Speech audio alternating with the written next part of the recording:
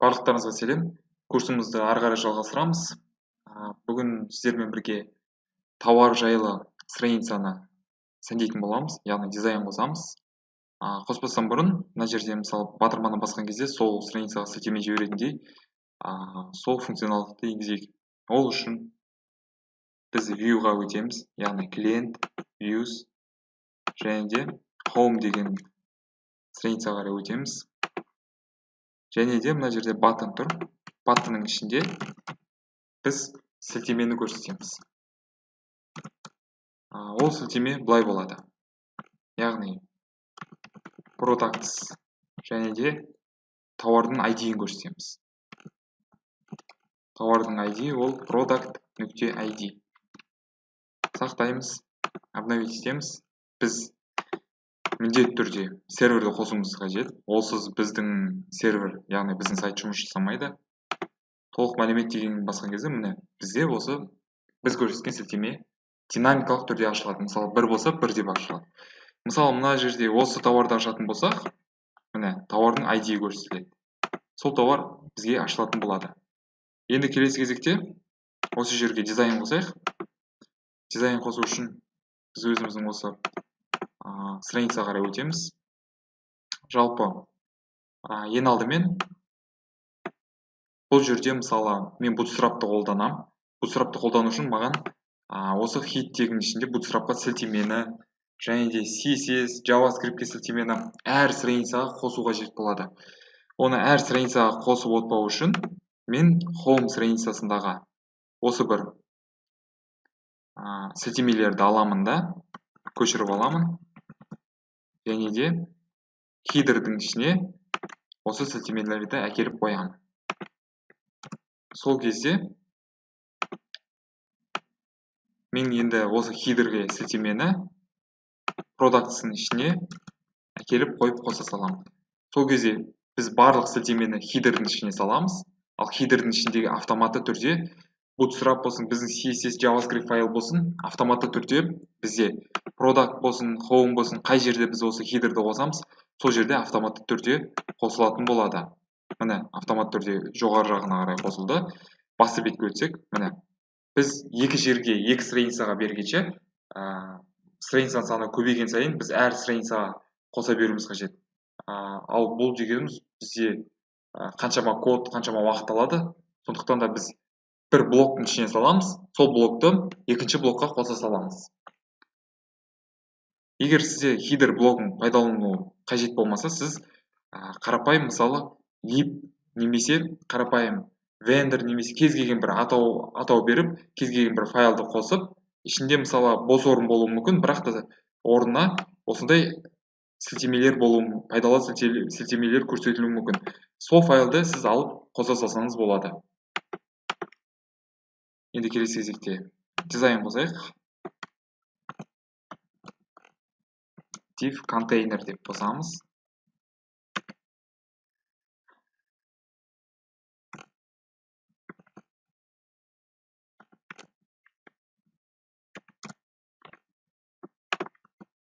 Жол қосамыз. Жолдың ішінде екі баған болады. Call MD6. Яғни бағаның саны Bootstrap'та негізінде бағаның саны 12 болып табылады. Мына жерде қосылмай қалды. Call MD6. MD6 болады. Астына да дәл осылай жазамыз. Енді келесі кезекте бұл бізде бірінші баған болады, яғни экранның жартысын алады, сол жағын, ал екіншісі екінші бөлігін алатын болады. Енді бірінші бөлікте біз бұл жерде осы жалпы продуктының суретін көрсететін боламыз. Яғни тауардың сілтемесін аламыз. Product.image деп көрсетеміз. $product name, яғни атауын шығарамыз. Және де мына жерде бізде H3 тегімен біз бағасын шығарамыз. Price, купон, ашыш үшін бос орын қоя салайық. ID деген жерде new price деп көрсететін боламыз. Және де купон, яғни жеке ID береміз. Осы арқылы JavaScript-пен жұмыс жасайтын боламыз. Және де мына жерге price дегенді береміз. ID ten name. Одан кейін барып p тегінің көмегімен біз description деп жазайық. Бұл жерде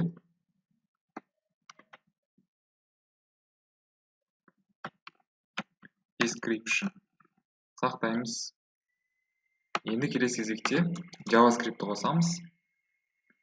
Бұл жерде біз жаңадан әдіс құрайық.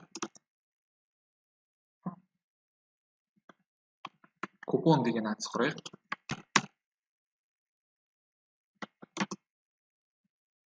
Купон document get. Енді бұл жерде біз get element by ID дегенді пайдаланатын боламыз. ID бұл жерде купон болып қала береді.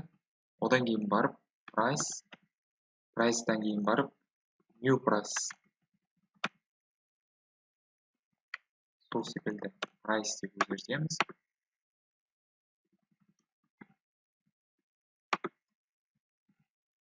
Егер біз былай алайық, бар sale percentage.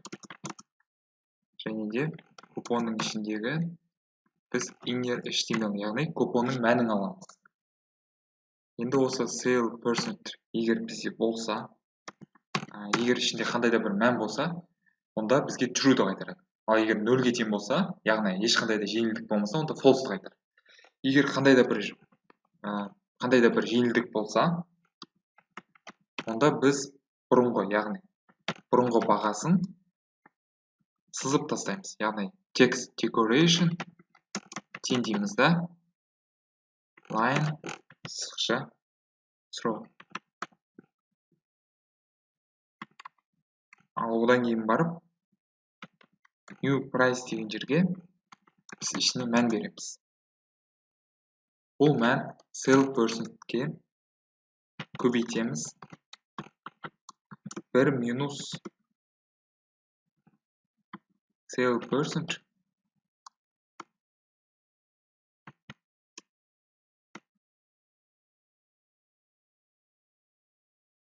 жоқ, бұл жерде sale percent болады да, біз мына жерде ескі бағасын аламыз.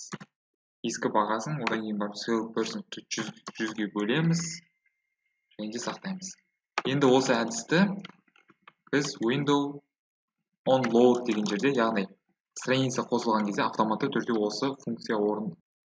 Міне көріп отырғандарыңыздай 10% жеңілдік, бұрынғы бағаны сызып тастадық. Одан кейін барып астына жеңілдікпен есептелгендегі жаңа бағаны қойдық. Енді мына жерде купонды біз алып тастайық, яғни көрінбейтіндей. Оны көрінбейтіндей қылу үшін біз мына жерге купон visibility дегенге none деп көрсетеміз.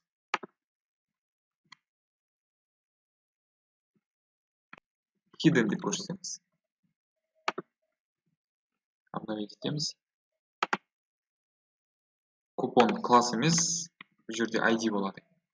Яғни бізде ID арқылы берілген. Міне енді өшті. Енді келесі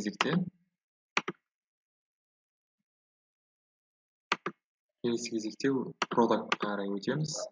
Мына жерде біз былай жазсақ болады. Осы бағаны бір жылға жазсақ болады. Яғни div деп аламыз. Класс деген жерде біз deflex деп көрсететін боламыз. Одан кейін барып viewPrice деген астында осы divті жылжытамыз. Обновить ететін болсақ, міне ескі бағасы көрсетілді, жанында жаңа бағасы шығады. Енді ескі бағаны біз мысалы астына қарай түсеміз. ескі бағаны түсін өзгертсек болады. Түсін өзгерткенде біз бірден өзгерте алмаймыз, өйткені бұл жерде яғни купон жоқ тауарлар да болуы мүмкін. Сол себепті біз ескі бағаның JavaScript арқылы өзгертеміз. Color деген жерге red деп жазамыз. Red деп көрсетеміз. Міне өзгерді. Ал егер бірінші тауарға қарай өтетін болсақ, бұл жерде міне сол күйі қалады, түсі өзгермейді. Екінші тауарға келетін болсақ, бұл жерде жаңа осы жеңілдік көрсетілетін болады. Тура осылай біз мысалы new price өзгертсек болады. Оған мысалы green деп жазамыз. Green деп көрсетеміз. Міне түсі өзгерді. Ескі бағасы және де қасында жаңа бағасы шықты.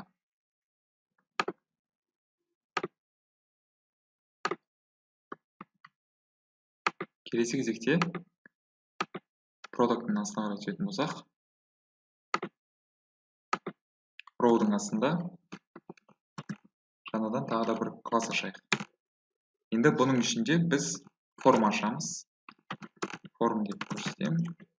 Одан кейін барып, бұл форманың ішінде біз бірнеше, яғни тауарды сатып алуға заявка қалдыра алатындай форма көрсететін боламыз.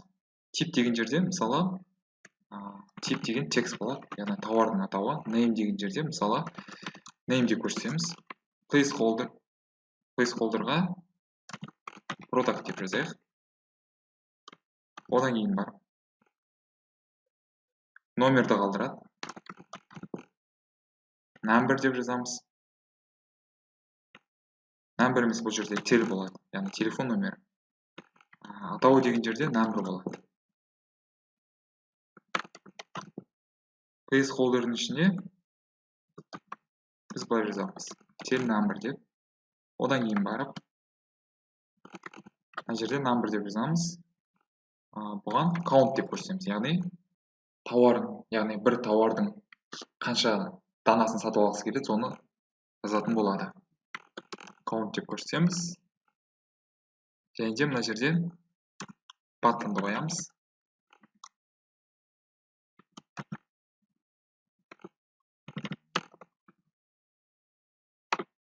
Обновить ететін болсақ, астында шықты.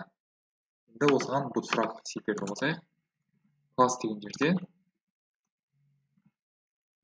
form және де forms.control деп жазамыз. Енді осы класты көшіріп аламыз. Басқа да тектерді қоямыз. Енді обновить етеміз. Өзгерді. Енді button'ды өзгертеміз. Button'ға біз bootstrap'тың класстарын көрсетеміз. Оны сіз bootstrap'ның ресми сайтына өту арқылы сол жерде документацияларын оқи аласыз. btn және де btn success деп жазайын. Өзгерді. Енді осыны біз осыған кішкене размер берейік. Яғни ол жерде класс ол int 6 деп. Міне 6-ға дейін, яғни экранның жартысын алады. Сондай-ақ int 3 деп жазайын. Яғни жоғары жағында кішкене шекара қалдырамыз.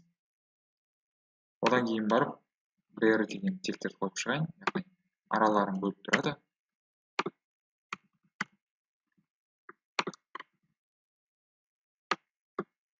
Енді осыны оң жаққа қарай қояйық. Бұл жерде енді mr auto деп жазамыз. Яғни оң жаққа жылжу үшін.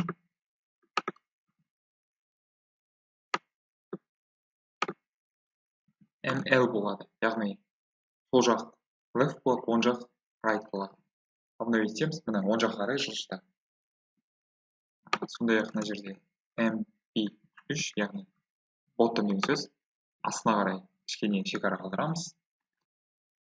Енді келесі кезекте тағы да бір блок қосайық. Бұл блокты біз footer деп атаймыз. Бізге view құру керек. Тағы да create blocks'ың ішіне біз footer деп көрсетеміз. Құрылды, қайтадан серверді қосамыз. Енді осыны бұл footerге мысалы қандай да бір сөзді көрсетеміз.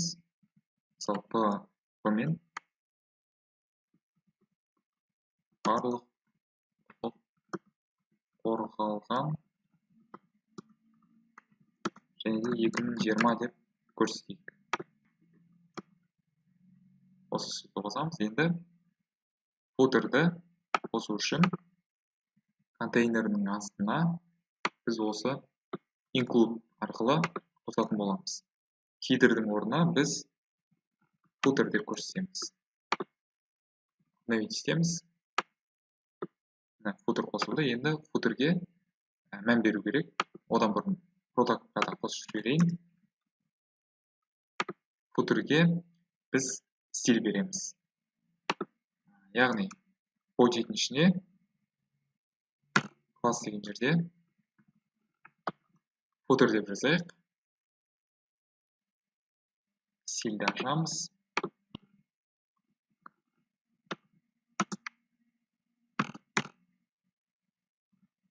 Background color деген жерде.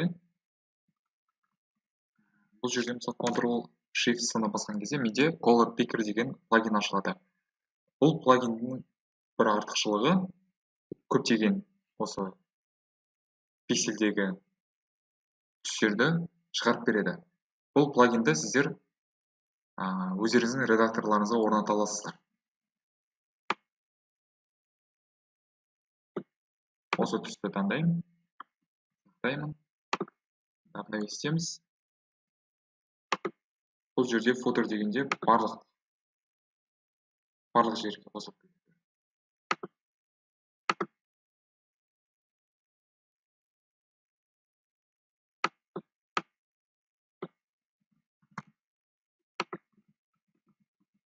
Біз div-дің ішіне салайық.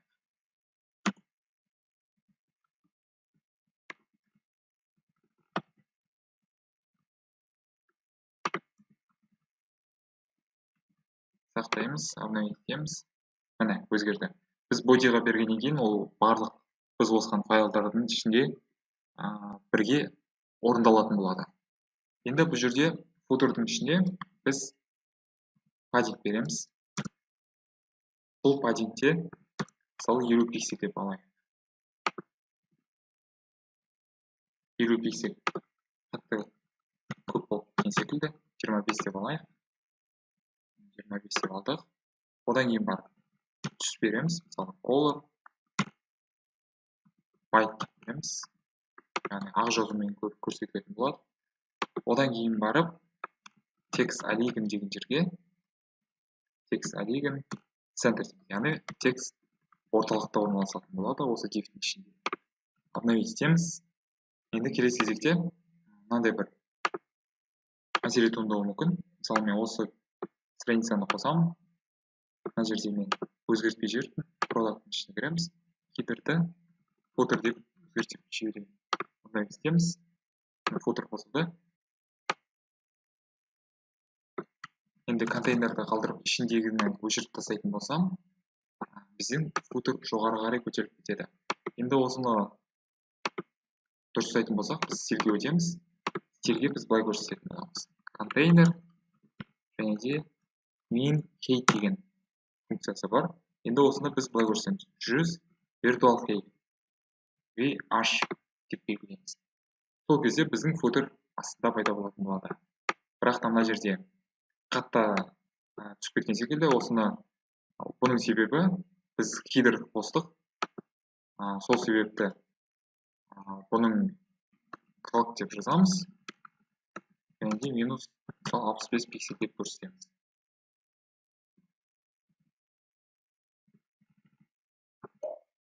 Енді мына жерде 180 деп алайық. 180 деп алған кезде міне біздің footer біршама жоғары көтерілді. Енді мысалы бастапқы бетке өтетін болсақ, біздің тауарлар шығады. Одан кейін барып ең астында біздің осы footer көрінетін болады.